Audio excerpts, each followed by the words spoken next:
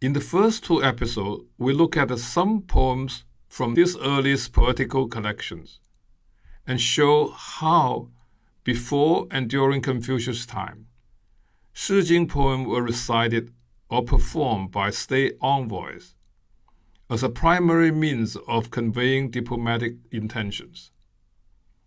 Fast forward some 400 years to the middle point of the Han Dynasty, and we find the book of poetry transformed from a collection of poetical expression for oral diplomatic occasions into a collection of heavily commented written texts intended to teach Chinese rulers and their subjects what constitutes moral versus immoral conduct, good versus bad governance. This transformation was purposely engineered by Han commentator in response to Emperor Wu's elevation of Confucian doctrine to state ideology, while banishing all other schools of thought.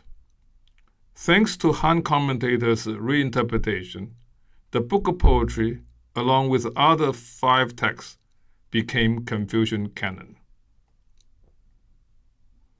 This didactic reinterpretation of the book of poetry is judged unfavorably by most modern scholars, who accuse Han commentators of reducing emotionally rich poems to dry moral and political allegories. While it is true, Han commentary always ends in dull allegorization.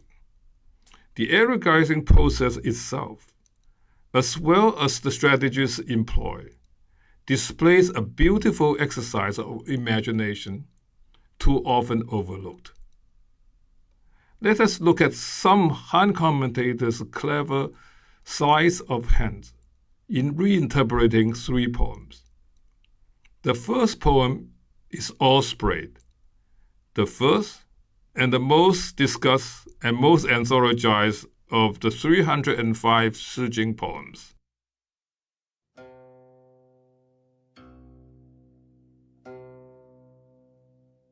Ospreys.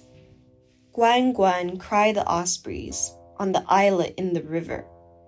Graceful is this fair maiden, a fine bride for a gentleman. Thick and thin grows the water mallow. Left and right one gets it in the flow. Graceful is this fair maiden. Awake or asleep, I am seeking her. Seeking though I was, I could not possess her. Awake or asleep, I was longing for her. Alas, longing and forlorn, I tossed and turned in bed. Thick and thin grows the water mallow. Left and right one plucks it. Graceful is this fair maiden. With zither and zithern, I will befriend her. Thick and thin grows the water mallow. Left and right one gathers it. Graceful is this fair maiden. With bells and drums, I will gladden her.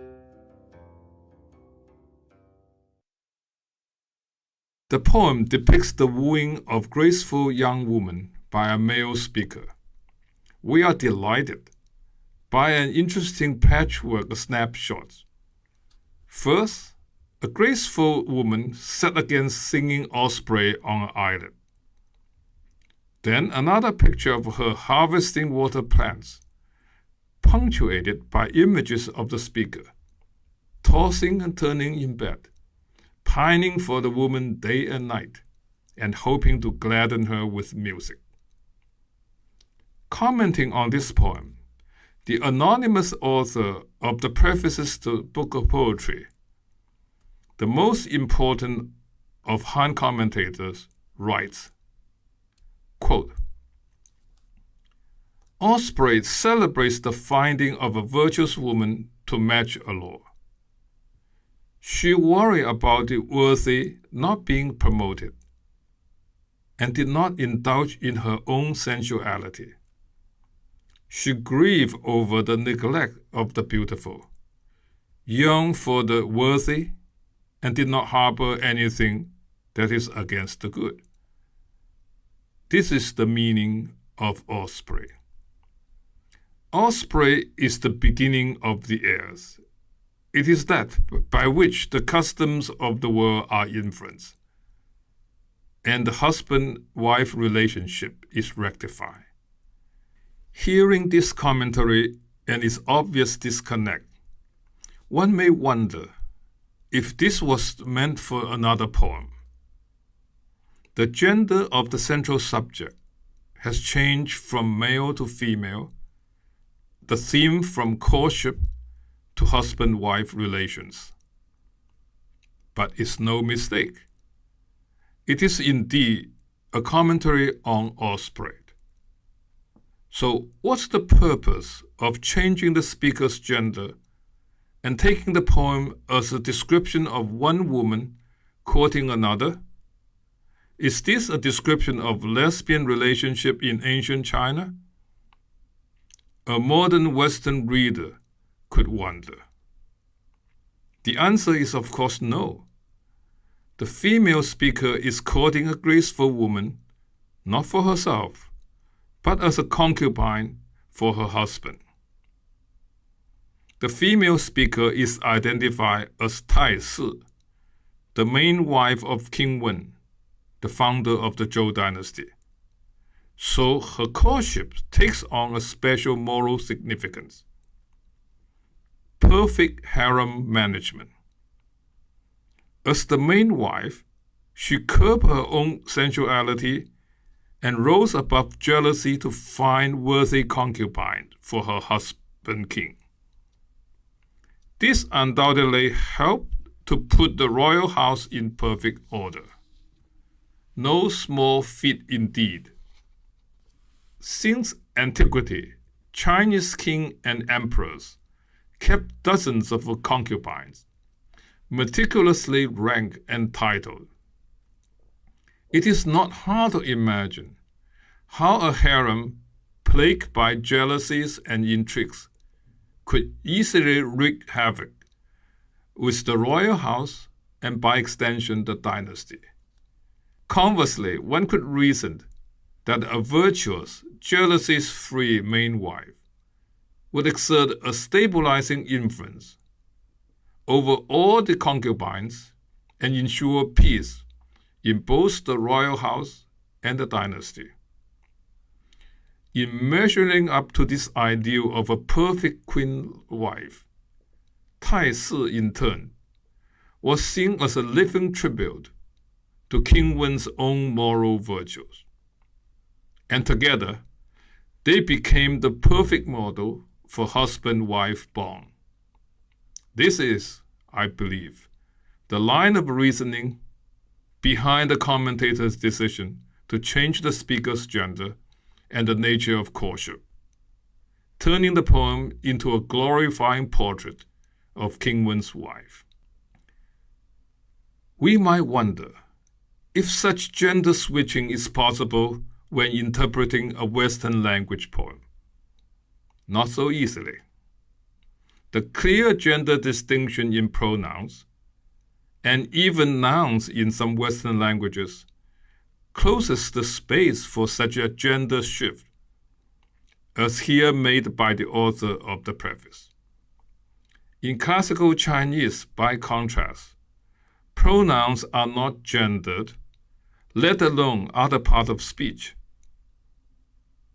What's more, they are often omitted, especially in poetry. The preface's author may be the first to consciously exploit gender ambiguity inherent in the Chinese language, as in this and many other poems. In the next episode, I will discuss a case of love poem turned into a poem of political condemnation through gender switching and other means. I hope you enjoyed the talk.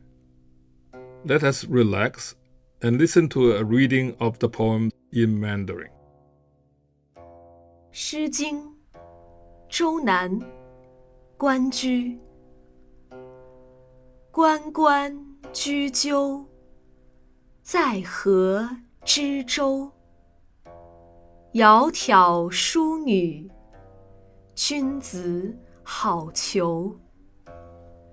参差荇菜，左右流之。窈窕淑女，寤寐求之。求之不得，寤寐思服。悠哉悠哉，辗转反侧。